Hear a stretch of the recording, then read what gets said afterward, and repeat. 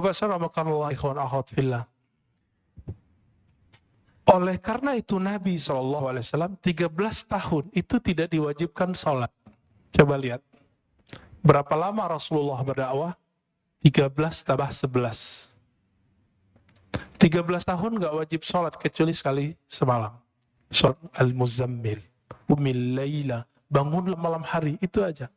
Meskipun 3 tahun sebelum hijrah, beliau telah dapat kewajiban 5 rakaat, 5 rakaat, beliau belum wajib sholat. Kenapa? Karena Nabi yashtagil bi amril qalb. Nabi sibuk dengan perkara kalbu. Coba lihat ayat pertama turun. Iqra. Bacalah.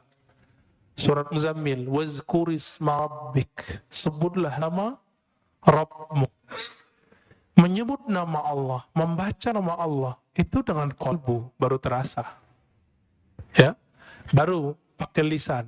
Makanya beberapa ulama kita zikir ya Allah, ya Allah, Allah, Allah, Allah, itu ngamalin surat Al-Muzammil itu. Nggak usah pakai dalil-dalil aneh, itu dalilnya. Ini kan susah-susah debat, ya, nyari-nyari dalil. Karena ada ustadz yang mengatakan bid'ah zikir Allah, Allah. Kenapa? Zikir harus dengan kalimat yang jumlahnya kamilah, jumlah mufidah, kalimat yang lengkap. Memang kalimat Allah kurang lengkap. Bukankah ada ayat kulillah, katakanlah Allah. Ada kok. Dan itu satu kalimat. Satu kata tapi menilainya satu kalimat. Waladzikrullahi akbar. Dan sungguh menyebut Allah itu lebih besar dari semuanya. Oleh karena itu Badi'uz Zaman Sa'id Nursi itu di bersalahnya yang jilid 6 mengatakan ulama-ulama ahli qalbu untuk menghabiskan ego al-ananiyah itu mereka hantam dengan menyebut nama Allah, Allah, Allah, dan itu ada efeknya. Apa nama yang dimasukkan ke dalam qalbu, itulah nanti keluar. Karena air yang dimasukkan ke dalam kendi, dalam gelas, jika putih keluarnya putih, jika hitam keluarnya hitam. Jika yang dimasukkan asma'ul husna, maka keluarnya adalah akhlak yang hasanah. Jika yang dimasukkan hubbud dunya, maka keluarnya itu tamak. Kalau ustadz itu lebih bahaya.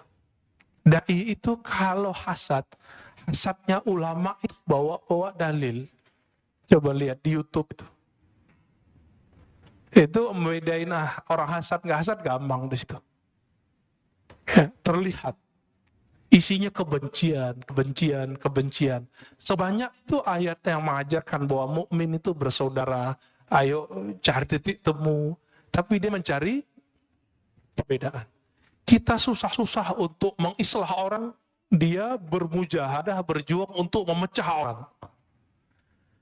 Kawan kita ada di Meranti sana, namanya Ustadz Fauzi kalau nggak salah. Itu masuk ke suku Akit, suku asli pribumi, untuk mengislamkan orang sana. Tiba-tiba masuk satu kelompok kawan ini untuk nyalah-nyalahin semua. Akhirnya gagal lagi dakwahnya. Tapi kemudian beliau terus, itu diangkremin terus kayak ayam. Mereka kan datang cuma sesekali, ini datang terus, ya, bahkan tinggal di situ. Itulah khuruj fisabilillah selama-lamanya di situ. Ya nggak butuh lagi khuruj 3 hari itu, nggak butuh lagi khuruj 40 hari. Kenapa? Satu nafasnya telah khuruj, satu nafasnya telah jihad fisabilillah. Siapa yang berani, Pak, meninggalkan tengah kota, pergi ke pelosok, tinggal di situ? Ya, saya pun nggak kuat. Ya, semoga Allah jaga dai-dai kita di pelosok, di perbatasan. Amin ya rabbal alamin.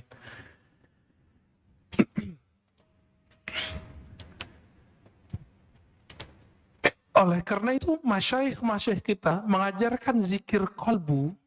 Ketika latihan, maka kurangi dulu zikir-zikir fisik. Dulu kami latihan 40 hari, itu cuma zikir qalbu. Yang wajib-wajib kita nggak boleh tinggal. Sholat jamaah, 5 waktu, sholat Jumat. Yang itu kita kejar terus. Tapi kerjanya ngapain? Setelah sholat, zikir. Setelah zikir, zikir. Setelah zikir, zikir. Setelah zikir, zikir. Sampai tidur pun zikir. 40 hari, 40 malam. Kami kurangi makan, kurangi tidur, kurangi macam-macam kata-kata orang sekitar. Ngapain itu? Itikaf kan 10 hari doang kok 40 hari. Dia lupa, Nabi Yunus itu itikafnya di dalam perut ikan berapa hari? 40 hari. Nabi Musa di Tur Sina 40 hari. Nabi Muhammad SAW di Goa Hira juga 40 hari. Dan itu rutin terus. Jadi kalau ingin mewarisi rohani Rasulullah SAW, minimal apa yang telah beliau fikskan 10 hari. Bisa nggak ninggalkan dunia? 10 hari sebelum betul-betul kita meninggalkannya. 10 hari nanti bisa nggak Pak? Tapi handphonenya off. Tidurnya dikurangi, makannya dikurangi. Maka harus ada tim gizi ketika orang itikaf. Di sini ada dokter, ada ahli gizi. Silakan Pak ngobrol nanti. Kurangi makan daging. Boleh makan daging. Tapi kalau cuma itikaf makan daging, syahwatnya besar, nggak bisa ngapa-ngapain. Maka disebutkan taklilut ta'am, mengurangi makan, termasuk memilih makan-makan yang ringan-ringan. Maka kami 40 hari itu, sampai hari ke-20 vegetarian. Hari ke-21 baru makan daging. Karena ngobrol dengan dokter. Kata dokter, sel-sel itu kalau nggak dapat daging selama 20 hari, maka dia akan makan yang ada di tubuh. Padahal itu udah tertulis oleh Maulana Khalid Al-Baghdadi dalam kitabnya. Beliau bukan dokter. Tahu dari mana coba? Tapi dapat ilham. Maka ilham qalbu, jika dipertemukan dengan kajian-kajian ilmiah ketemu.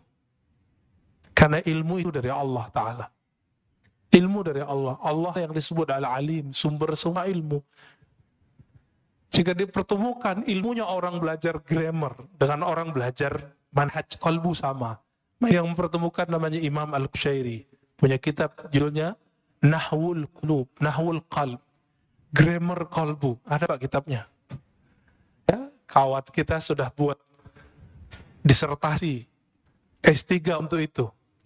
Tapi semoga dia juga mengamalkannya ya. Jika di qalbu itu muncul kezuhudan, sekarang kita langsung masuk. Jika muncul kezuhudan, maka orang itu nanti akan suka puasa. Jadi puasa itu efek warid yang datang ke qalbu. Apa arti warid? Anugerah rohani datang ke qalbu. Zuhud itu nikmat yang lebih besar dari dunia dan seisinya. Orang kalau sudah masuk zuhud ke qalbunya, hidupnya kenyang. Nggak ada keluh kesah, kebahagiaan itu ada meskipun dunia tidak di tangannya. Tapi orang-orang zuhud bukan berarti dia orang miskin. Banyak orang miskin cinta dunia. Tiap hari mikirin gimana makan. Berarti dia belum zuhud. Jadi rugi 2 kali, udah miskin nggak zuhud. Orang kaya itu paling bisa zuhud karena dunia sudah di tangan. Tapi kalau kolbunya tidak dapat zikir kolbu, jadi kolbu itu punya zikir. Zikir lidah la ilaha illallah, subhanallah. Zikir kolbu Allah, hu, hay, qayyum. Asma'ul husna itu zikir kolbu. Dan ini harus diambil dari ahlinya. Sebagaimana kalau kolbu kita sakit, kalau badan kita sakit, kita datang ke dokter. Dan masalah kita semua apa? Masalah kita cuma satu, kita nggak adil dengan kolbu. Giliran sakit badan, ya repot kemana-mana. Ini virus corona aja udah rame kemana-mana ya.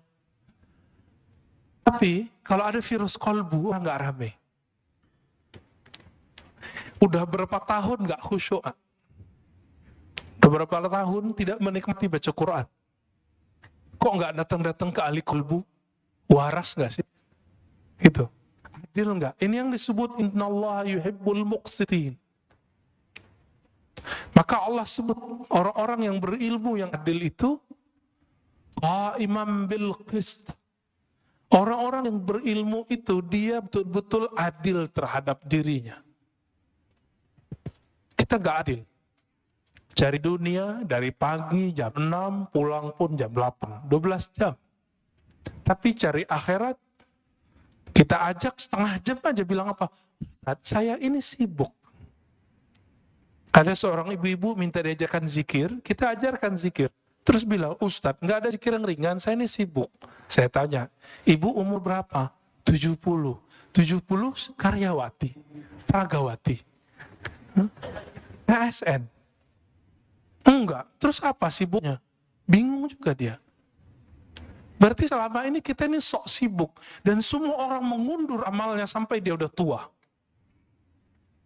Berarti warid belum datang ke kolbunya. Dia memulai amal selama ini selalu dari zahir, belum dari kolbu.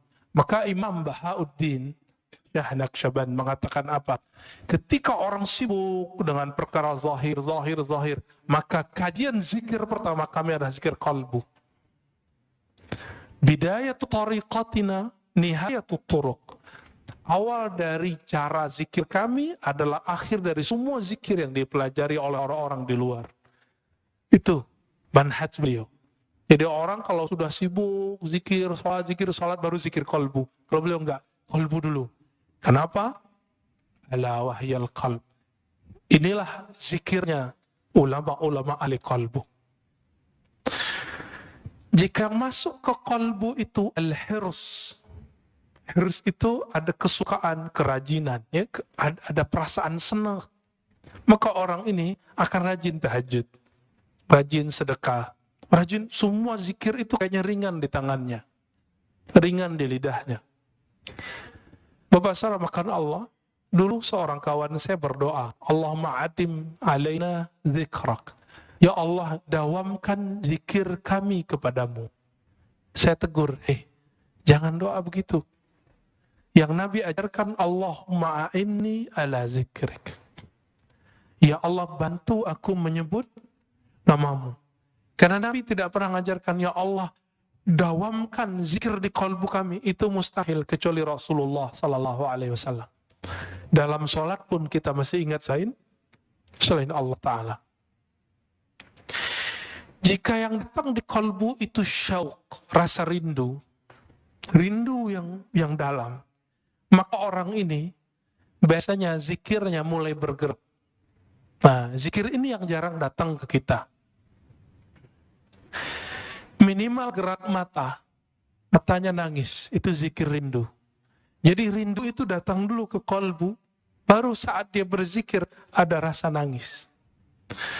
Bukankah sebagian Bapak Ibu ketika mendengarkan imam kita tadi sholat, teringat mana? Sudais, ya. Semoga Allah muliakan beliau. Amin. Kita teringat itu. Bagi mereka yang punya pengalaman salat di belakang Sudais, dia rindu, dia bisa nangis. Itu baru rindu dengan imam dunia. Imam salat di Mekah. Bagaimana imam la'imah Sayyidina Rasulullah SAW. Maka orang ini saat mengatakan Allahumma salli ala Sayyidina Muhammad, air matanya pasti mengalir. Itu yang disebut dalam syair-syair Hisan bin Sabit. Kullul qulub, semua kalbu itu rindu kepada Nabi. Tapi bukti rindu itu hanya satu. Dumu'ul ain. Ketika air mata itu berkaca-kaca, air mata itu mengalir. Atas dasar itulah ulama kita punya majelis khusus, namanya majelis sholawat. Karena itu majelis kerinduan. Imam Ibn Arabi yang disesatkan orang di zamannya, dia jauh dari semua kesesatan itu. Karena beliau ahli hadis. Saya S1 meneliti beliau. Ibn Arabi menulis kitab Tarjumanul Ashwaq. Sebelumnya beliau seorang ahli hadis. Meriwayatkan hadis dengan sanadnya sendiri sampai ke Rasulullah. Berguru kepada Imam Bukhari di zamannya, namanya Ibn Asakir, dan Imam Muslim di zamannya, yaitu Imam As-Silafi. Imam Ibn Arabi nulis Tarjumanul Ashwaq, terjemahan para perindu, kalbu yang merindu, dan salah satunya di situ ada kerinduan kepada Rasulullah Sallallahu Alaihi Wasallam. Orang yang rindu kepada Rasulullah pasti dia rindu kepada orang yang membuat dia rindu kepada Rasulullah. Siapa yang mengajarkan kita rindu kepada Rasulullah? Guru-guru kita. Guru-guru ini yang mengajarkan rindu. Maka rindu kepada Rasulullah itu bersanad. Ini yang Nabi katakan, tuba liman ra'ani wa amana bi. Tuba liman ra'ani wa liman ra'aman ra'ani. Beruntung orang yang memandangku. Kalau nggak ketemu aku, dia ketemu murid-muridku atau murid dari muridku. Ini yang disebut tuba. Bagaimana Bilal ibn Rabah ketika Omar datang ke Damaskus, Bilal dipanggil, wahai Bilal, kami rindu Rasulullah. Apa kata Bilal? Lalu apa yang harus kau lakukan? Kata Omar, tolong engkau azan. Ingatkan kami kepada azannya di zaman Rasulullah SAW. Lalu dia azan. Setelah sekian lama Rasulullah wafat, dia nggak mau azan. Kenapa? Setiap kali dia azan, dia bisa pingsan. Itulah rindunya, seseorang perindu. Dia bergerak, badannya bergetar ketika rindu. Kalau dia kuat, dia bisa terus. Jika tidak, dia pingsan. Dan Bilal bin Rabah sampai di asyhadu an la ilaha illallah. Sampai di asyhadu anna Muhammadar Rasulullah. Ketika sampai di bagian itu, dia tidak sanggup lagi menahan tangisnya. Dia berhenti, sendu-sendu baru dia lanjutkan. Bahkan di riwayat lain beliau pingsan. Itulah para perindu. Makanya zikirnya para perindu itu ada 3. Jika di mata dia menangis, jika di tubuh dia bergerak, jika tidak kuat maka dia pingsan. Inilah zikir-zikirnya qalbu. Karena sebab syauq datang, rasa rindu itu datang. Dan rindu itu sumbernya satu, al-mahabbah, rasa cinta kepada Allah dan Rasulullah. Bapak saudara makan Allah, terkadang kalau orang rindu itu gombal. Benar nggak? Kalimat-kalimatnya aneh-aneh. Dalam ilmu zikir, ilmu qalbu disebut dengan syatahat. Apa arti syatahat? Kalimat yang melompat dari mulut karena gejolak-gejolak rindu dalam kalbu. Jika seseorang merasakan rindu tersebut, maka muncullah syatahat. Inilah yang muncul pada Imam Junaid, Imam Abu Yazid Al-Bustami, bahkan imam seperti Al-Hallaj. Al-Hallaj mengatakan, ma fi jubbati illallah. Di jubahku hanya ada Allah. Dia tidak dihukum karena ngomong itu. Tapi dia ketika mengatakan, haji itu cukup di rumah. Tapi itu ternyata bukan perkataan dia. Jadi dulu karena buku tidak ada copyright-nya, setelah itu bukunya tentang Asrarul Hajj disalin oleh orang tertentu, lalu ditambahkan di situ. Haji tidak perlu ke Mekah, cukup di rumah. Ketika dihakimi, dibawa ke pengadilan, Al-Hallaj ditanya, ya Hallaj, haza kitabuk? Hei Hallaj, ini kitabmu? Hallaj mengatakan, oh itu judul kitabku, tapi dia tidak tahu isinya. Langsung hakimnya mengatakan, taib. Kamu zindik, kamu fasik, langsung divonis esok hari dipenggal. Al-Hallaj wafat tahun 309 Hijriah. Kata Imam Al-Ghazali, seandainya aku jadi qadhinya, jadi hakimnya, tentu aku tidak akan mau hukumi gantung baginya. Itu kata Imam Ghazali. Tapi ya sudah, ya. Tilka ummatun qad khalat laha, ya, ma kasabat. Kita lanjut. Sampai jam berapa? Masya Allah.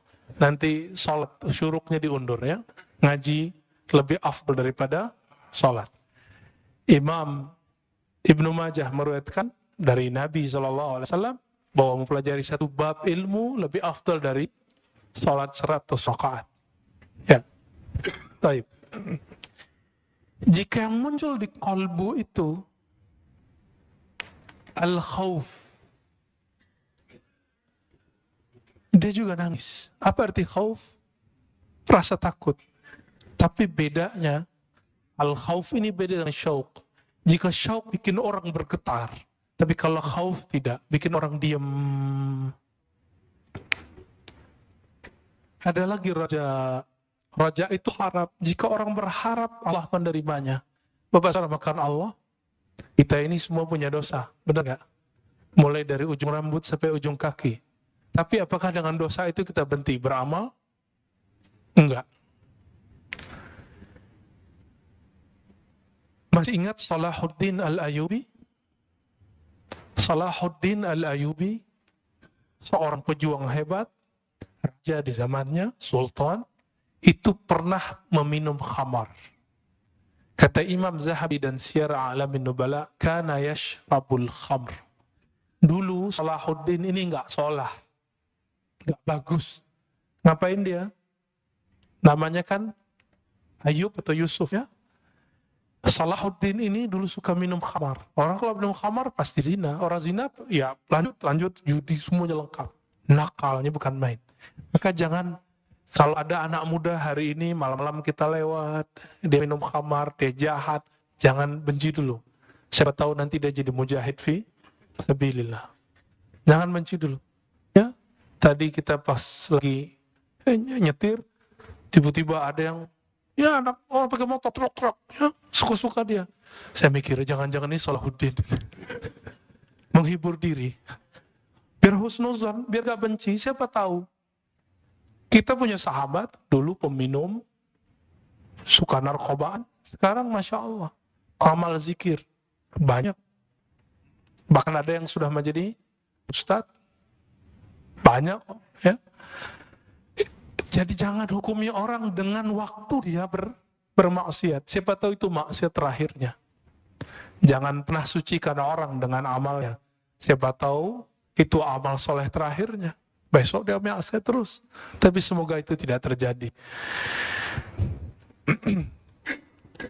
Maka Bapak Saudara makan Allah, jika di Quran lebih dari 100 kali Allah membicarakan qalbu, kenapa ajaran kalbu tidak dominan dalam kajian-kajian kita?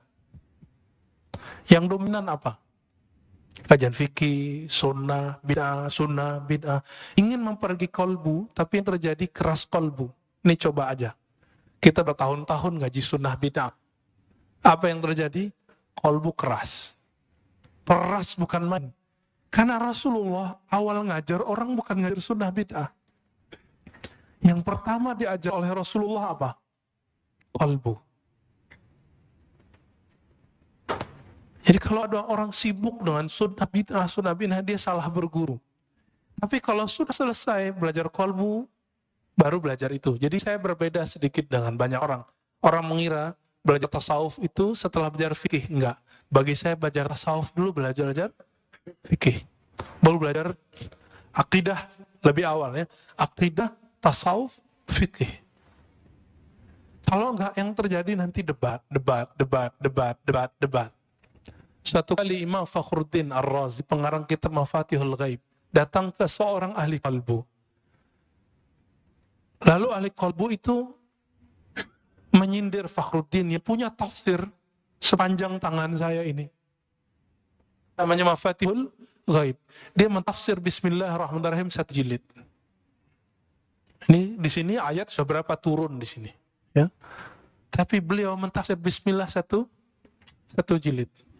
Sampai sekarang kawan saya ngaji Bismillahirrahmanirrahim 7 tahun belum selesai. 7 tahun Mbak belum selesai. Ngaji alif aja lama sekali ngajinya. Sampai betul-betul dikenal. Kenapa Bismillah itu kok diulang-ulang di Quran? Ternyata itulah awal yang ditulis di Lauh Mahfuz. Ketika Allah pertama ciptakan Lauh Mahfuz, apa kata Allah? Uktub. Faqala ma aktub. Qala uktub Bismillahirrahmanirrahim. Hadis sahih Imam Tirmizi. Jadi Allah ciptakan Lauh Mahfuz. Apa arti Lauh? Lauh itu seperti kumpulan data. Semua data ada di situ. Data semua dunia dan akhirat. Apa kata Allah? Hei Lauh Mahfuz, tulislah. Lalu dia bertanya, apa yang kami tulis ya Allah? Uktub Bismillahirrahmanirrahim.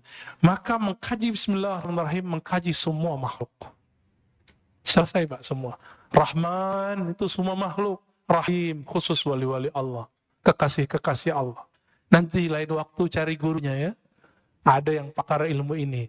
Tapi tidak boleh dikaji terlalu luas. Imam Fakhruddin Ar-Razi kemudian bertanya, ketika disindir, tafsirmu itu belum apa-apa. Dia kaget. Terus tafsir yang bagus gimana? Dia tafsirlah 1 ayat. Fakhruddin Ar-Razi bengongnya bukan main, lama dia berpikir, loh kok dia tahu makna itu ya?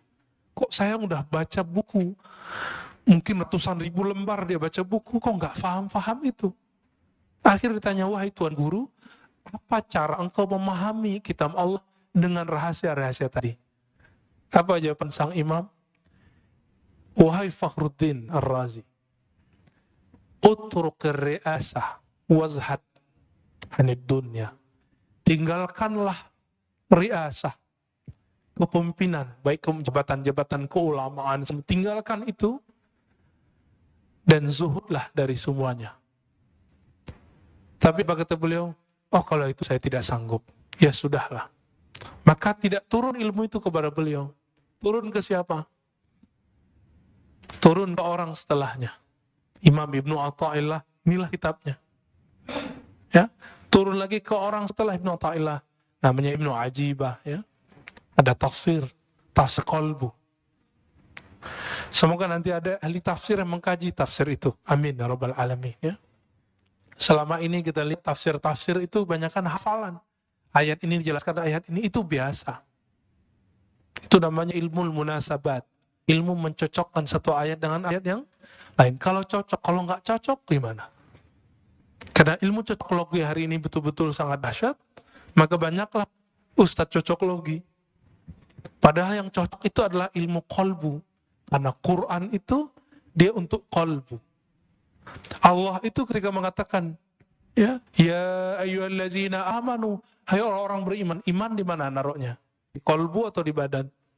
Di qalbu. Maka Allah sedang berbicara ke qalbu. Lain ketika Allah mengatakan ya ayuhan nas, hai manusia. Ya. Betul qalbu juga, tapi qalbunya belum beriman, maka dipanggil ya ayuhan nas.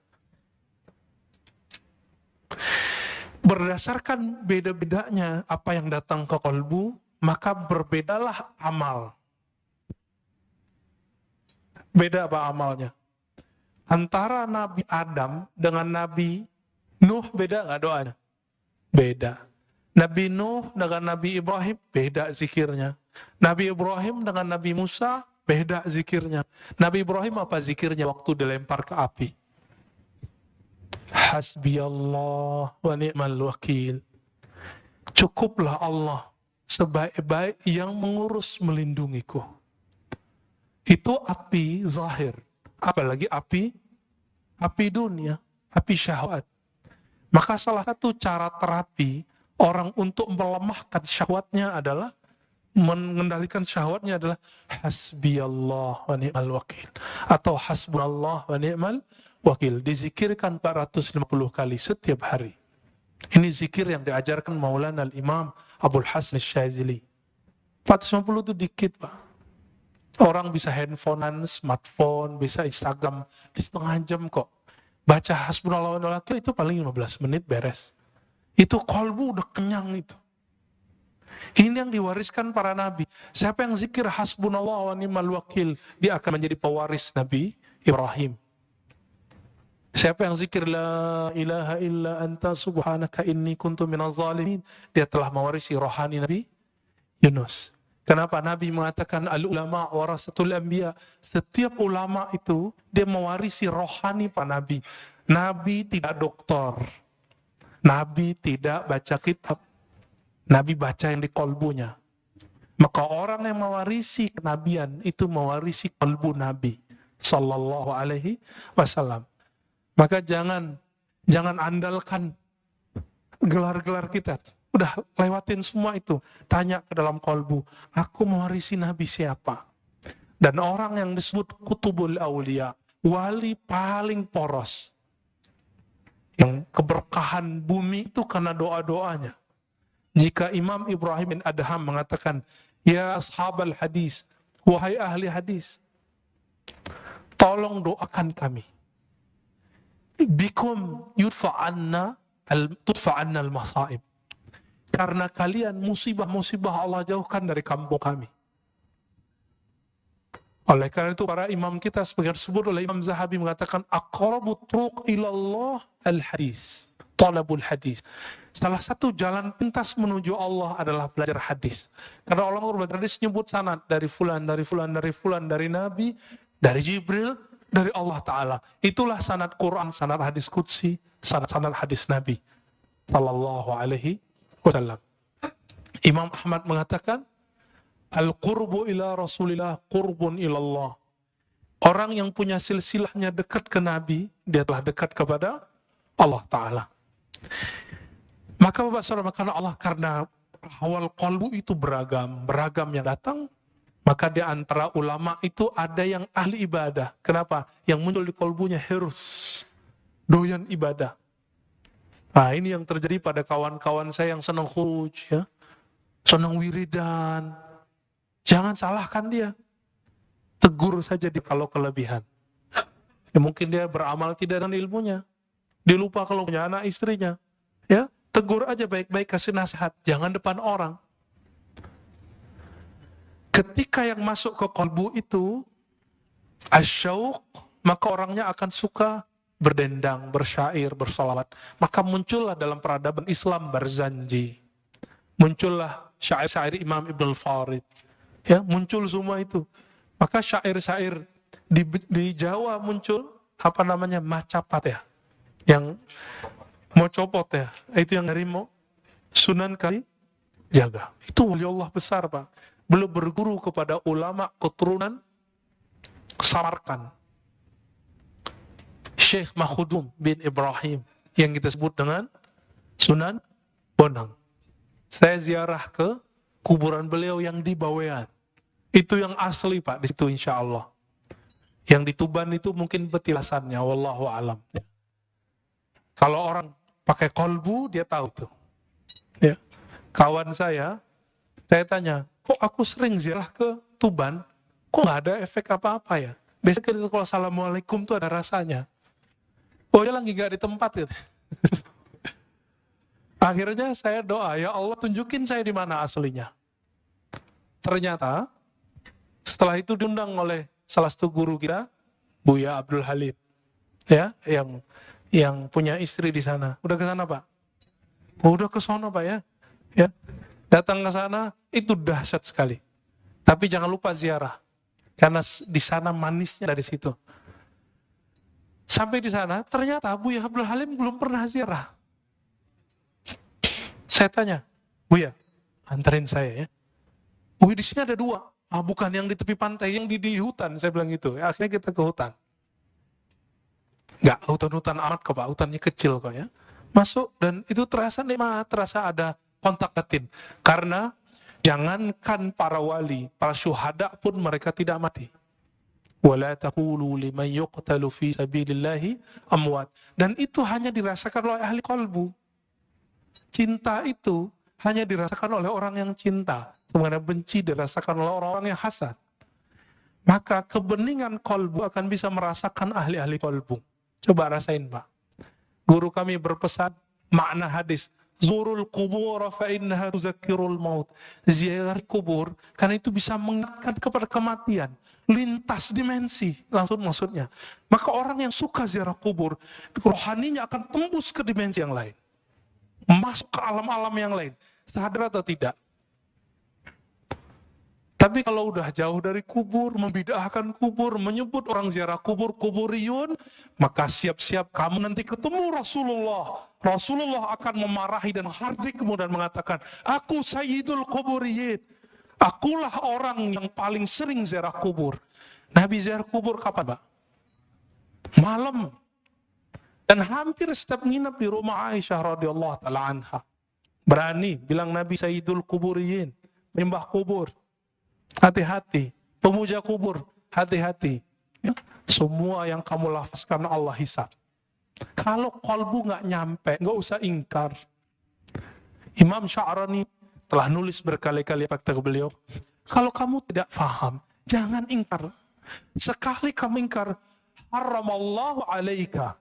Allah haramkan bagimu untuk merasakan itu. Makanya kalau udah benci sama kita, benci sama kajian kita, nggak nyaman, Pak. Langsung keluar. Ngelihat imam kita doa aja langsung keluar. Nggak bisa husnuzon. Nggak bisa menikmati perbedaan faham. Betapa sempitnya kalbu. Padahal kalbu itu lebih luas dari dunia dan seisinya. Hadis meskipun dhaif, tapi ulama mensahihkan maknanya. Ma wasi'ani ardi wala samai. Aku ketika memandang ke langit dan bumi tidak sanggup menahan pandanganku. Itu yang disebut Allah ketika memberikan amanah kepada langit dan bumi, semuanya nolak. Inna wasi'ani, yang sanggup menerima pandangan itu adalah qalbu abdi al-mu'min, qalbu hambaku. Ada kalimat hambaku di situ, al-mu'min, yang dia beriman.